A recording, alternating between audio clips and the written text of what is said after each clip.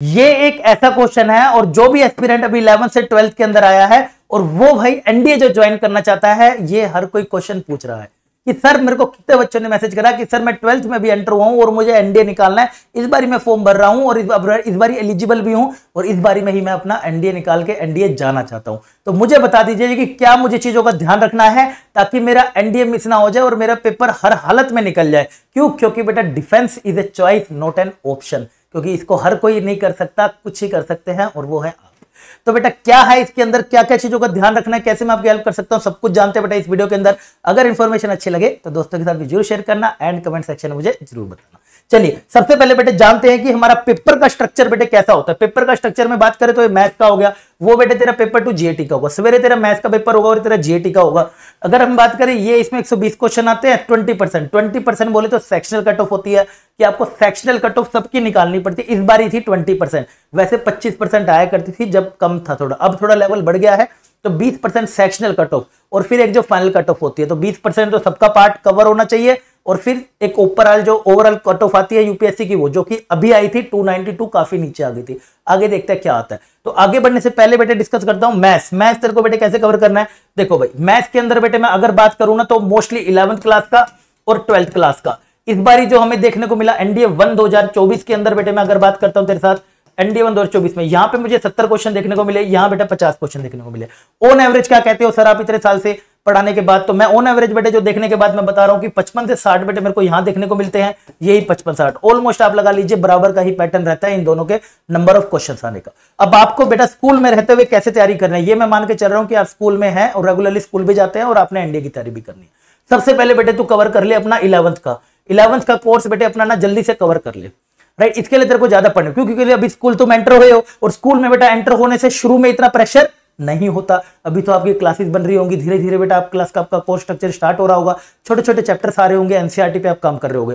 तो आपका मेहनत बनता है बेटा कि आप 11th का क्लास का सारा कोर्स खत्म कर लीजिए मैथ्स का।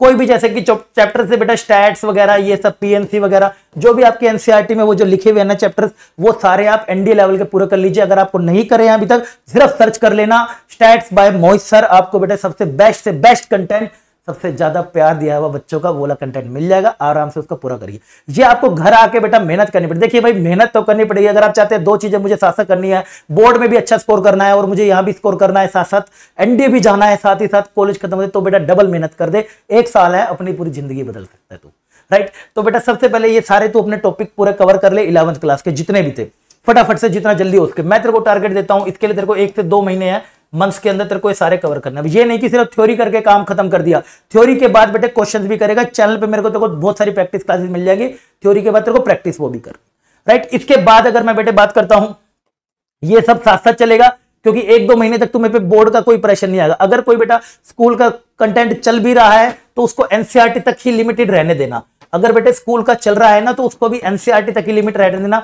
जैसे कि आपको स्कूल में कोई सर रिलेशंस या फंक्शंस पढ़ा रहे हैं कुछ भी, तो उसको भी एनसीईआरटी लेवल ही करो, ज्यादा ऊपर मत जाओ। उसके लिए यूपीएससी के लिए मत सोचो अभी उसके बारे में, क्योंकि आप पहले से ही 11th का प्रेशर ले रहे हो, ऑलरेडी बहुत चल रहा है भाई, इससे ज्यादा बढ़त नहीं हो पाएगी, राइट। मैं भी जानता हूं। उसके बाद जैसे बेटे आप ये तक पहुंच जाएंगे, मान लीजिए आज मेरा मई मंथ है तो जून हो गया, उसके बाद जैसे ही आपका बेटे जुलाई मंथ शुरू ही होने वाला है या जून के अंदर ही आपका शुरू हो रहा है, तो आप बेटा 12th के टॉपिक पे नजर डालते रहिएगा। 12th के टॉपिक पे डालना नजर करना। ये भी सारे टॉपिक मैंने जो आपकी 12th की बुक के सारे बेटा आपको एक 1 शॉट 2 शॉट 0 शॉट ये फोट सब में करा रखे हैं, सिर्फ सर्च करना भाई मोहित सर, सब आपको मिल जाएगा, राइट। नहीं तो बेटा लाइव क्लासेस फिर से मैं आपको यहाँ पर चैनल पर लेके आ रहा हूँ, फिर से हमारे प्यार भरे जो तुम्हारा जोश है, जो तुम्हारा प्यार है, उसी प्यार के साथ दोबारा से बेटे हम लाइव क्लास करेंगे, तो आप वो भी ज्वाइन कर सकते हैं। लेकिन ये पहले करिएगा क्योंकि ऑलमोस्ट सेम ही आता है, क्योंकि पैटर्न क्या है ना, इसका वाला क्वेश्चन इसमें मिक्स होके आ रहा है, इसका वाला क्वेश्चन इसमें मिक्स होके आ रहा है, मिक्स ऑफ कॉन्सेप्ट बन रहा है। कैसे पेपर निकलेगा? जब तक पूरा बेटे हम नहीं करेंगे पेपर नहीं निकलेगा। आगे बात समझ, राइट। चलिए बेटा, तो जुलाई तक आप जैसे आप 12th शुरू करते हैं तो आपका टारगेट रहना चाहिए 15 अगस्त। क्या बात है सर, 15 अगस्त मैक्स टू मैक्स, या फिर बेटा आप ले लीजिए 20 तक भी ले लीजिएगा, आपका पूरा 12th का। मैं ये पूरे सिलेबस की बात कर रहा हूं। अगर आपके सिलेक्टेड चैप्टर्स हैं 11th में, सर मैं इतने ही चैप्टर कर रहा हूं 12th में इतने करूंगा, वो तो फिर आपकी बारी है, आप कैसे आप करते हैं वो आप देखिए। मैं पूरे सिलेबस की बात कर रहा हूं कि आप कैसे डिसाइड कर रहे हैं, वो आपके एंड पे हर बच्चे का अलग अलग होगा। वो तुम्हारा किसी का स्पेसिफिक नहीं होता, सबका अलग अलग होता है, राइट। तो जुलाई में आप बेटा 12th के साथ साथ लाइव क्लासेस के साथ वो पूरा कर सकते हैं, राइट। और साथ साथ में बेटे जो आपका बोर्ड के हुआ था ना, जो बोर्ड के आपके स्कूल चल रहा था, ये जो बेटे आपका स्कूल चल रहा था, ये जो आपने एनसीईआरटी का पढ़ा था, एनसीईआरटी तो बेटे कर ही ले, अगर वो भी करा रहे हैं ना तो कर ले, तेरे भले की बात है। एनसीईआरटी तो बेटे तेरे को ये अभी मैं भी करवाऊंगा, बीच में भी जो क्वेश्चन आएंगे ना, कुछ क्वेश्चन मैं भी करवाऊंगा, ये सारी डिटेल में ना पढ़ना शुरू कर दे, राइट। इसके साथ साथ ये जो एनसीईआरटी पढ़ रहे थे, अब इसकी डिटेल में ऊपर जाने लग जाओ धीरे धीरे, शुरू में मत पढ़ना, धीरे धीरे यहां पर आप धीरे धीरे बढ़ना शुरू कर दो।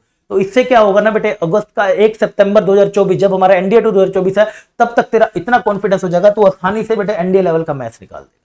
और बाकी मैं live classes, updated content, everything मैं यहाँ पे चैनल पे लेके आता हूं, राइट। उसके लिए तुझे करना होगा चैनल को सब्सक्राइब, ताकि आगे वाला सारा कंटेंट तुम्हें मिलता रहे, राइट। आगे बढ़ूंगा तो बेटे इसके बाद आ जाइए जीएटी। जीएटी की अगर मैं बात करूं, जीएस वगैरह साइंस ही हमें देखने को मिलती है मोस्टली। मैंने देखा गया बेटे जो पीसीएम का बच्चा होता है वो साइंस से बहुत अच्छा स्कोर कर रहा है बिना ज्यादा मेहनत करे, क्योंकि पढ़ यही रहा है। 9, 10, 11 की हमसे पूछता है तो वो बच्चा अच्छा स्कोर कर रहा है, बट कभी कभी अगर हम देखें तो 50 में से 35-40 तो मार ही लेता है। उसके बाद बेटे बात करें तो हम इंग्लिश बेटे बहुत इंपॉर्टेंट टॉपिक है, इसके ऊपर टाइम निकालना शुरू कर दे, क्योंकि इंग्लिश तेरे को बहुत काम करेगी। क्योंकि ये एक ऐसा सब्जेक्ट है जो तेरे को जब तू पेपर निकाल लेगा ना, उसके बाद जो भीड़ है पेपर निकालने की, उन सब में से अलग कर देगी। जो तेरा कम्युनिकेशन स्किल्स होगा, जो तेरी स्पीकिंग स्किल्स होंगी, जो फिर जितनी तेरे को समझ होगी इंग्लिश की या वगैरह, क्योंकि यहाँ तो हेल्प होनी है, रूल्स वगैरह ग्रामर रूल्स हो गए आपके, वो क्या होगी, यहाँ तो हेल्प होनी है नो डाउट, बट उसके बाद भी तो अलग होना है एसएसबी में जाके, राइट। तो इस पे बेटा अभी से काम करना अपना शुरू कर दीजिएगा। कैसे करना वो भी मैं यहाँ पे जल्दी से चैनल पे लेके आ जाऊंगा, चिंता मत करिए, राइट। उसके बाद आते हैं बेटे जीएस। जीएस का अगर हम देखें बेटा बहुत वाइड सब्जेक्ट होता है भाई साहब, यूपीएससी के आगे जीएस क्या, जीएस में कोई प्रिडिक्ट नहीं कर सकता। हिस्ट्री होगी हमारे पास, इसके अंदर इकोनॉमिक्स होगी बेटा, पॉलिटिक्स होगी, करंट अफेयर हो गया, राइट। और भी पता नहीं फलाना दिखना क्या क्या इसमें डाल देते हैं, तो यूपीएससी के आगे जीएस में कोई नहीं हट सकता। ये बहुत ही वाइड सब्जेक्ट है बेटा। अगर आप सोचे कि मैं एनसीईआरटी फॉलो करके मैं एक एक करके उसकी लाइनें बनाऊंगा और पेपर कर लूंगा, भाई तो नहीं कर सकता। तुम्हें बस ये टारगेट करनी है कि तुम्हें जैसे तैसे करके बेटा जीएस के नोट्स मिल जाए, और ये नोट्स आपको बने बनाए मिल जाए, या जैसे भी आप डाउनलोड करें, कैसे भी अगर आपके पुराने हैं तो बहुत अच्छी बात है। उन्हीं नोट्स से इनको रिपीटेडली बेटा रिपीटेडली बार बार पर पढ़ के रिवाइज करते रहिए, और ये चीजें दोनों पैरेलल चलेंगी। पैरेलल कैसे चल जाएंगी सर? अगर तू बेटा घर आ रहा है स्कूल से 2 बजे, अगर तू 2 बजे बेटा घर आ रहा है स्कूल से, बैठ के रेस्ट करके सब कुछ करके 4 से लेके अगर तुम 8 बजे तक भी स्टडी टेबल पे बैठते हो, उसमें से मैं कह रहा हूं आप सिर्फ 2 घंटे मैथ्स को दे देना, 2 या 2 घंटे 15 मिनट मैथ्स को दे देना, बाकी का जो आपका बचा आप जीएटी को दे देना। साइंस की तो आपको ये आखिरी में भी हो जाएगा, इंग्लिश और इस सब पे काम कर लेना। इन सबको बेटे बार बार रिवाइज करते जाइए, जितना आपका फंस गए क्वेश्चन, नहीं तो नहीं थी, क्योंकि यूपीएससी जब क्वेश्चन देने पे आता है भाई बहुत घुमा देता है, राइट। तो ये स्ट्रेटेजी है जो बेटा मैं रिकमेंड करूंगा आपको क्लास 12 के साथ, अगर आपको एनडीए निकालना। अगर अच्छे लगे तो भाई कमेंट सेक्शन में जरूर बताइएगा, एंड आगे आने वाली और अमेजिंग क्लासेस के लिए चैनल को जरूर सब्सक्राइब कर लीजिएगा। मिलता हूं बेटा अगली अमेजिंग क्लास में, तब तक के लिए बाय बेटे, केयर, जय।